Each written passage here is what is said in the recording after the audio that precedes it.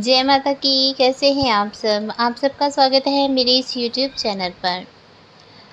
आशा करती हूँ कि आप सबको मेरी हर एक वीडियो अच्छी लगती होगी, आप बहुत कुछ सीख रहे होंगे और आपके मन में जो भी भ्रांतियाँ हैं वो भी दूर हो रही होंगी।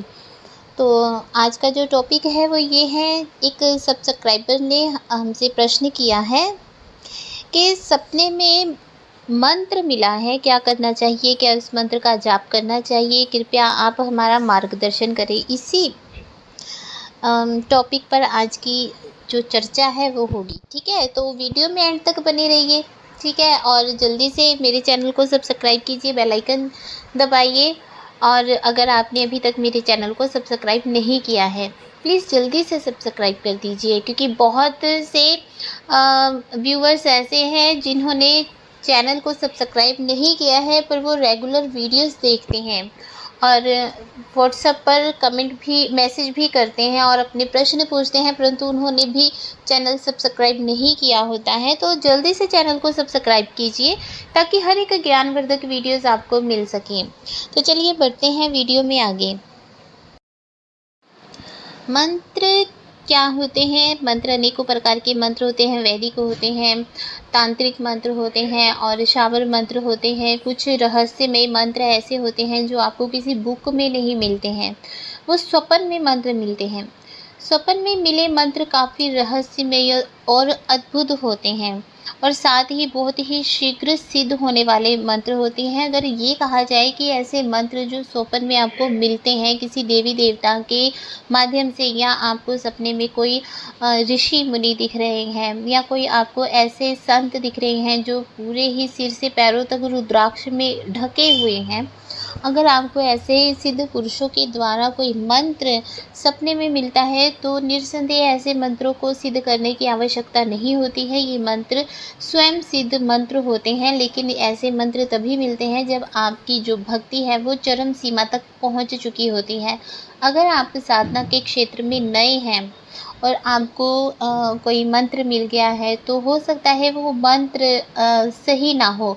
क्यों कई बार ये भी होता है कि जो नेगेटिव एनर्जीज होती हैं वो भी आपको मंत्र देना आरंभ कर देती है स्वप्न के माध्यम से, ताकि आप अपने असली लक्ष्य से भटक जाओ और आप कोई भी देवी देवता की पूजा ना करो, है ना। तो कई बार ये होता है कि जब आपको सपने में कोई मंत्र मिलता है ना, तो उस मंत्र को आप समझ नहीं पाते हैं कि ये किसी देवी देवता का है, ये किस देवी देवता का है, इस मंत्र के लिए कैसे करना है, क्या करना है, आपको नहीं समझ आता और आप वो जाप करना शुरू कर देते हैं। और बाद में आप देखते हैं जैसे जैसे आप जाप कर रहे हैं, आपके घर में दिक्कतें, परेशानी उत्पन्न होनी आरंभ हो जाती है। जो आपके घर के देव होते हैं, देवी देवता आपके घर के होते हैं, वो आपके घर छोड़कर चले जाते हैं, क्योंकि आप गलत मंत्रों का उच्चारण करने शुरू कर देते हैं। कई बार आप किसी प्रेत का मंत्र करने लगते हैं और आपको पता ही नहीं चलता कि ये तो सपने में मिला हुआ मंत्र किसी प्रेत का मंत्र है ना।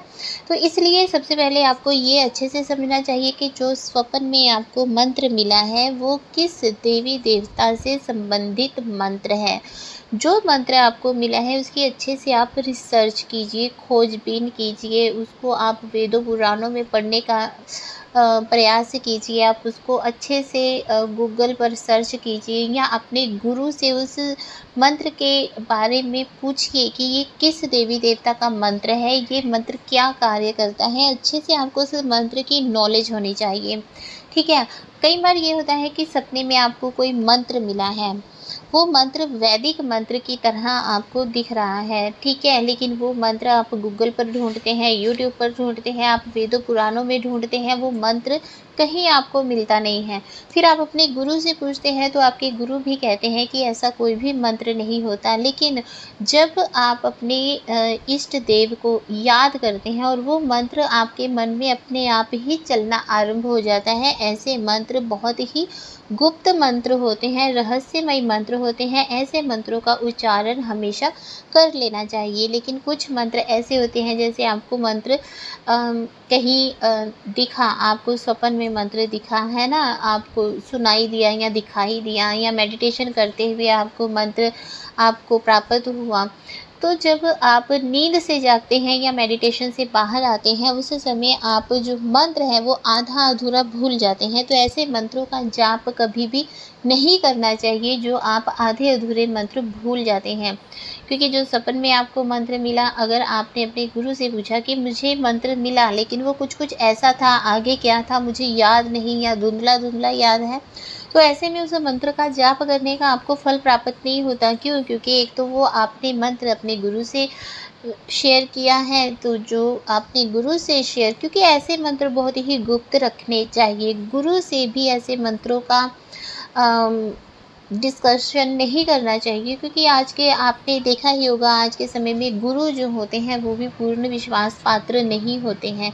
बहुत से गुरु ऐसे भी हैं जो अपने शिष्यों के मंत्रों का ही इस्तेमाल करना आरंभ कर देते हैं। बहुत से लोगों के मैसेज मुझे व्हाट्सएप पर आते हैं जो अपने गुरुओं के सताए हुए हैं। तो इसलिए बोला जाता है कि पानी पियो छान कर गुरु बनाओ जानकर। आप अगर अपने गुरु पर पूर्ण रूप से विश्वास करते हैं, तभी सपने में मिले हुए मंत्रों का डिस्कशन आपको अपने गुरु से करना चाहिए। और अगर आपके गुरु सपने में मिले हुए मंत्र के बारे में कहते हैं कि ऐसा कोई भी मंत्र नहीं है, क्योंकि गुरु के पास दिव्य दृष्टि है, जब वो अपनी दिव्य दृष्टि के साथ या अपने सिद्ध किए हुए देवी देवता से उस मंत्र के बारे में पूछते हैं और वो देवी देवता बोलते हैं कि ऐसा कोई मंत्र नहीं है, तो ऐसे मंत्रों का उच्चारण कभी भी करना नहीं चाहिए। क्योंकि एक तो ये प्रमाणित ही नहीं है कि वो मंत्र हैं, दूसरा हो सकता है भी कि वो किसी नेगेटिव एनर्जी का मंत्र हो, ठीक है। और अगर आप अपने गुरु से पूछते हैं कि ऐसा कोई मंत्र था लेकिन मुझे आधा अधूरा याद है, और आपके गुरु अपनी दिव्य दृष्टि के साथ देखते हैं या अपने सिद्ध किए हुए देवी देवताओं से पूछते हैं उस मंत्र के बारे में, और आपके गुरु भी उस मंत्र को करने की आज्ञा दे देते हैं, तो ऐसा मंत्र आपको ज़रूर करना चाहिए।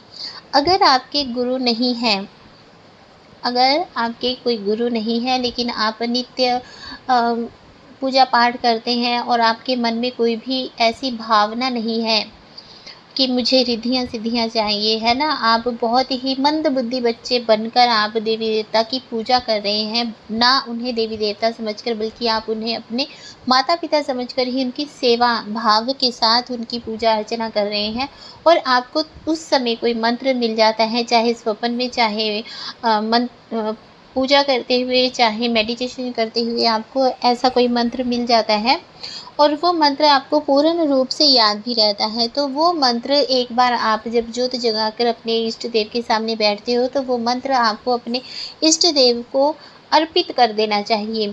अर्पित करने के बाद उस मंत्र का आपको उच्चारण करने के लिए अपने ही इष्ट देव से उस मंत्र का उच्चारण करने के लिए आज्ञा मांगिए, ताकि आप उस मंत्र को उच्चारण कर सकें। और ऐसे मंत्रों को कभी भी सिद्ध नहीं किया जाता है, क्योंकि ये पूर्ण रूप से स्वयं सिद्ध मंत्र होते हैं।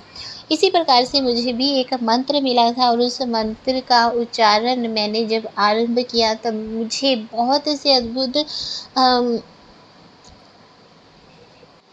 अनुभव हुए, बहुत से अनुभव हुए, बहुत सी मुझे नॉलेज मिली, ज्ञान मिला, और मैं शुक्रिया अदा करती हूँ अपने भगवान का, जिन्होंने मुझे वो मंत्र मेरी ज़िंदगी में मुझे दिया। तो अगर आपके साथ भी ऐसा हो रहा है तो आपको मंत्र सोच समझकर करना चाहिए। सबसे पहले उसे अपने इष्ट देव को समर्पित कर देना चाहिए। अब आप कहेंगे कि मंत्र मिला है, जब भगवान ने ही दिया है तो भगवान को अर्पित क्यों करें? तो देखिए, उसका कारण ये है कि जब आप मंत्र को आपके कोई गुरु नहीं है और आपको मंत्र मिल गया है ना, और वो मंत्र जब आप अपने इष्ट देव के सन्मुख बैठकर आप उन्हें अर्पित कर देते हैं, तब वो मंत्र अगर तो शुद्ध है, यानी कि उस मंत्र में कोई भी ऐसा कोई ऊर्जा नहीं है जो नेगेटिव हो, तो वो मंत्र आपको याद रहेगा।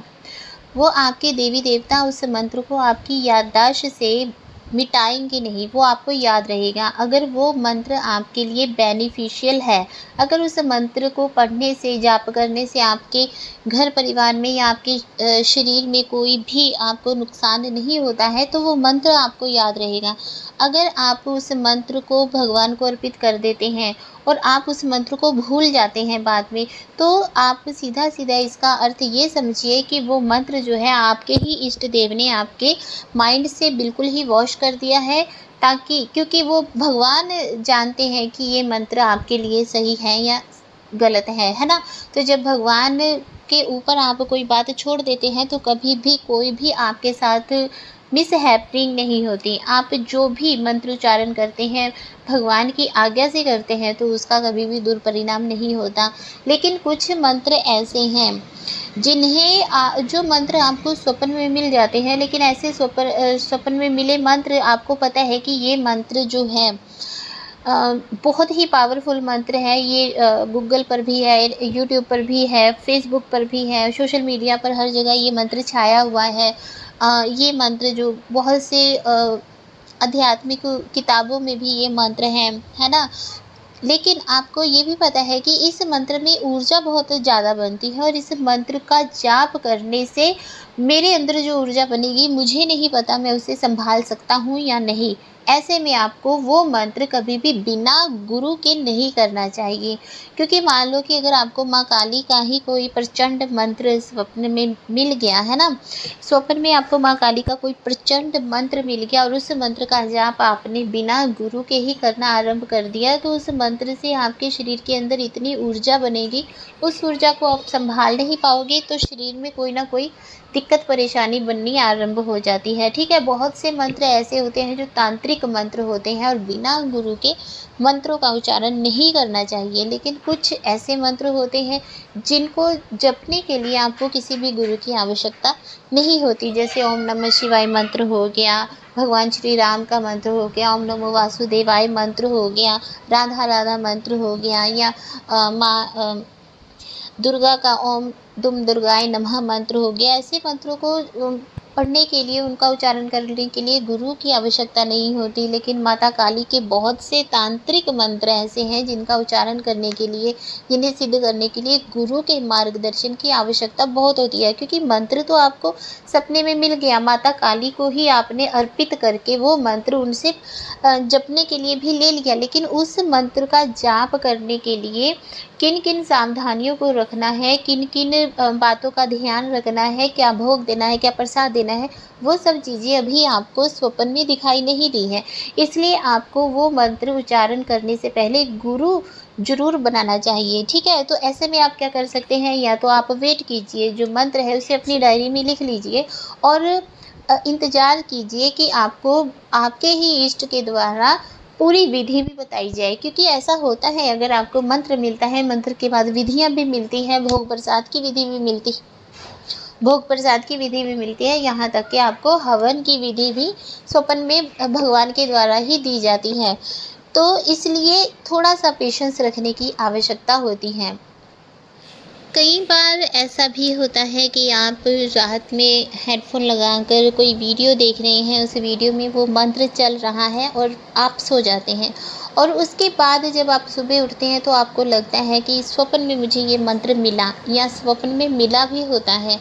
लेकिन वो इस कारण से मिला होता है आपको क्योंकि आप रात को वही मंत्र जो है वो सुन रहे थे, इसलिए उसी मंत्र का आपको सपना आ गया। ऐसे मंत्रों को करने की आवश्यकता नहीं होती है। तो ये था आपके सवाल का जवाब।